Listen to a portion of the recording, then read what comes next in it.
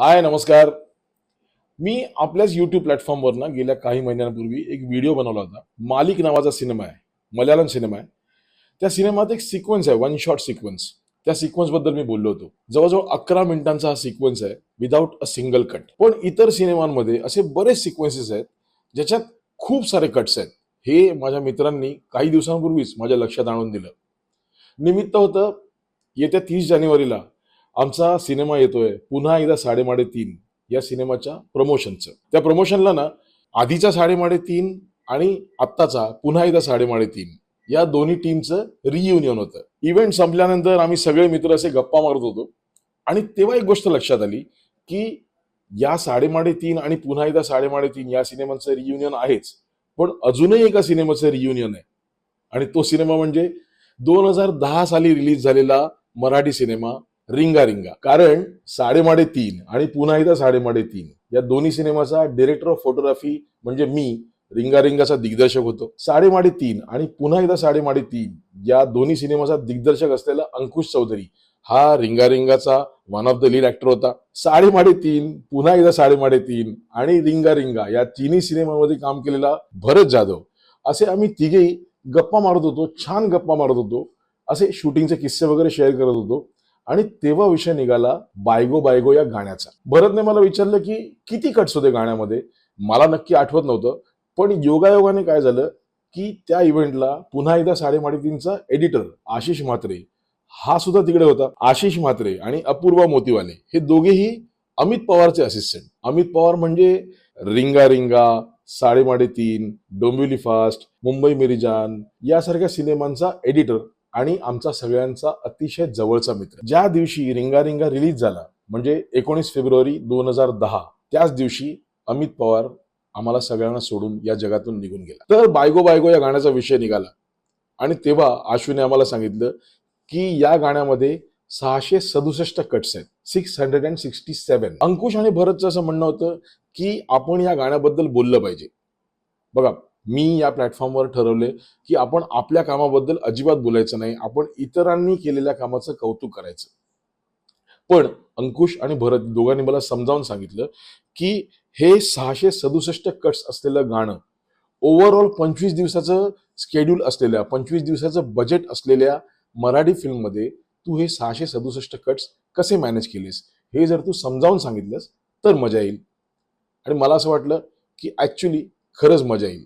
म्हणून आजचा video is for बायगो बायगो सॉन्ग. सो बेसिकली गाण्याची सिच्युएशन काय आहे, फिल्मचा विलन म्हणजे अजिंक्य देव हा गोव्यामधला खूप मोठा पॉलिटिशियन आहे, खूप मोठी इन्फ्लुएन्शियल पर्सनॅलिटी आहे. तिथल्या लोकल्स मध्ये त्याचा दबदबा आहे. गोव्यातल्या लोकांसाठी हा देव आहे. तो मुख्यमंत्री झाला याचा गोव्यातल्या लोकांना आनंद आहे. संपूर्ण गोवा त्याची विक्ट्री सेलिब्रेट करते आणि या सेलिब्रेशनला लीड करणारे त्याचे दोन प्रमुख हस्त अंकुश चौधरी आणि संतोष जोवेकर. अंकुशचं कॅरेक्टर कसं आहे, he is a very smooth talker and he is a smooth operator, whereas Santosh Juvekar is a hitman आणि भरत जाधव हा अजिंक्य देवचा राईट हँड मॅन आहे. अजय अतुलने हे गाणं कंपोज केलं होतं. गुरु ठाकूरने हे गाणं सुंदर लिहिलं होतं. आता जबाबदारी आमची होती त्या कंपोजिशन्सला, त्या लिरिक्सला न्याय देण्याची. जेव्हा या फिल्मचं शूटिंग झालं तेव्हा डिजिटल टेक्नॉलॉजी नव्हती, सेल्युलरवर शूटिंग व्हायचं. आता सेल्युलरवर शूटिंग म्हणजे फिल्मवर शूटिंग म्हणजे काय, तर जो रॉ स्टॉक यायचा तो डब्यांमध्ये यायचा आणि प्रत्येक डब्यामध्ये 400 फुटांचं रीळ असायचं रॉ स्टॉकचं. 400 फुटांचा एक कॅन जर नॉनस्टॉप एक्सपोज केला ना तर तो 4.25 मिनिटात संपायचा. आणि कोणत्याही फिल्मचं शूटिंग सुरू करण्याआधी डिरेक्टरला रिस्पॉन्सिबिलिटी घेऊन सांगावं लागत असे की त्याला किती कॅन्स लागणार आहेत एक्सपोज करण्यासाठी. त्यावेळी रिंगा रिंगा एक्सपोज करताना माझ्याकडे 140 कॅन्सचं बजेट होतं, इन्क्लुडिंग धिस सॉन्ग. पण गाणं तर मोठं दिसलं पाहिजे ना, म्हणजे गाण्यात गोव्यातली अशी मॅक्सिमम लोकेशन्स दिसली पाहिजे, प्रत्येक लोकेशन्सवर सेलिब्रेशन चाललंय हे दिसलं पाहिजे. जर नुसता कॅमेरा घेऊन गोव्यात फिरलो असतो आणि हे गाणं शूट केलं असतं तरी हे गाणं शूट करायला मला 10 दिवस लागले असते आणि मग उरलेल्या 15 दिवसात मला बाकीचे सगळं पिक्चर शूट करावं लागलं असतं. बरं, सगळीकडे डान्सर घेऊन जाऊ शकत नाही ना, कारण डान्सर्स मुंबईवरून येणार, मग गोव्यातल्या प्रत्येक लोकेशनची परमिशन काढावी लागणार, म्हणजे बजेट हेवायर जाणार.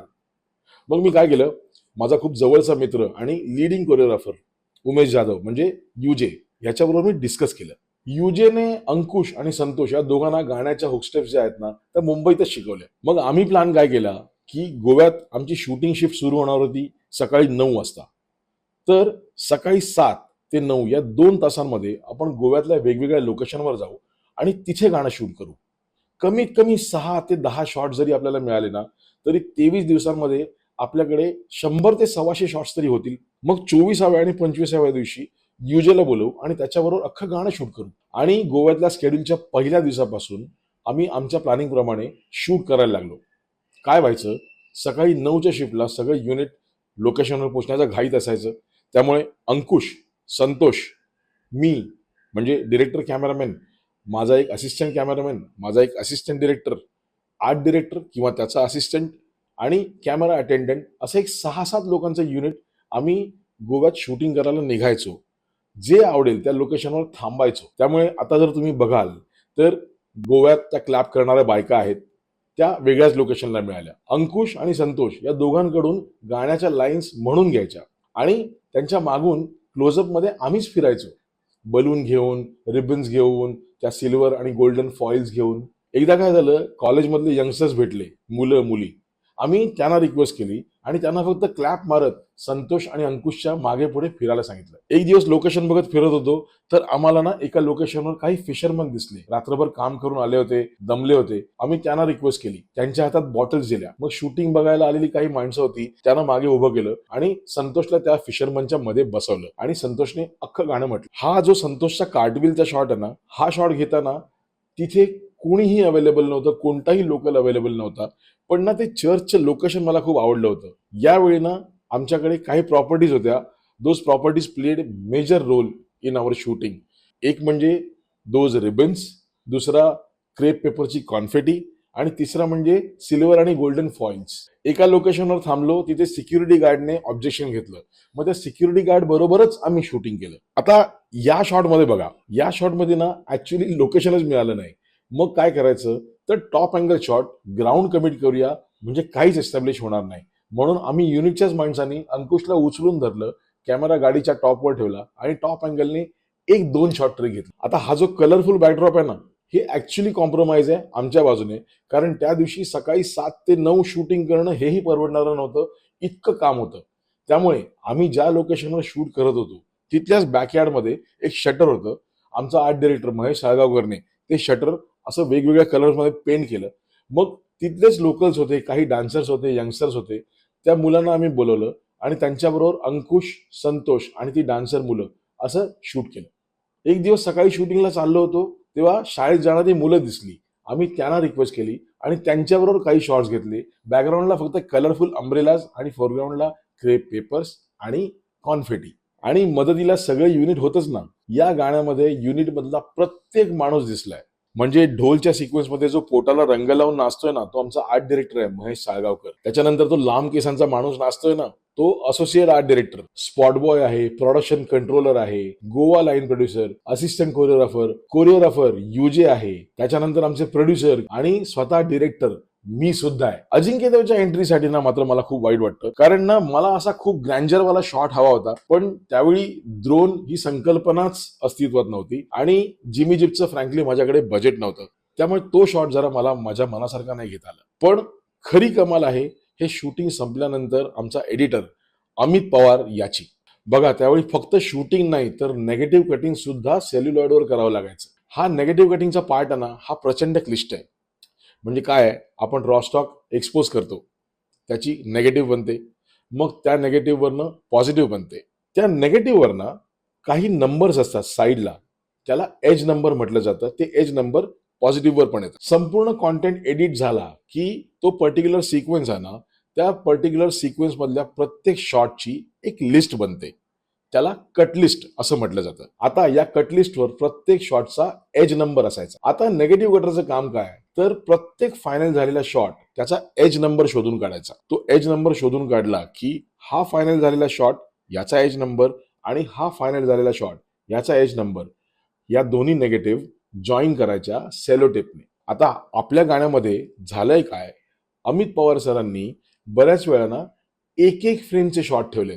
म्हणजे त्या 400 फुटाच्या रिळामधनं तो एक परफेक्ट शॉट शोधून काढायचा, त्याची नेगेटिव्ह, तो एज नंबर, त्याची एक फ्रेम, मग दुसरा परफेक्ट शॉट, त्याचा एज नंबर, त्याची एक फ्रेम, हे सेलोटेपने जॉईन करायचं. हा खूप डिफिकल्ट जॉब होता, पण अमित पवार आणि त्यांच्या टीमने कमाल काम केलं. मी अमित पवारला शेवटचा भेटलो ना, तो 16 फेब्रुवारीला, तो जाण्याआधी 3 दिवस अगोदर, जेव्हा तो हॉस्पिटलला ऍडमिट होत होता, कारण त्याची शुगर 600 झाली होती. आणि तेव्हाही तो हसत खेळत आमच्याबरोबर विनोद करत होता. आणि तेव्हा पण मी विनोदाने त्याला म्हटलं की अमित, गाण्यात 600च्या वरती शॉट ठेवलेत ना, म्हणून शुगर 600 झाली. हे गाणं जेव्हा जेव्हा मी बघतो ना, तेव्हा मी हाच विचार करतो की गाण्यात जर 300 शॉट ठेवले असते किंवा त्याही पेक्षा कमी शॉट ठेवले असते, तर अमितची शुगर कमी झाली असती का? म्हणजे मग 3.5 त्याने एडिट केला, पुन्हा एकदा 3.5 पण अमितनेच एडिट केला असता का? We miss you Amit, and thanks a lot for everything.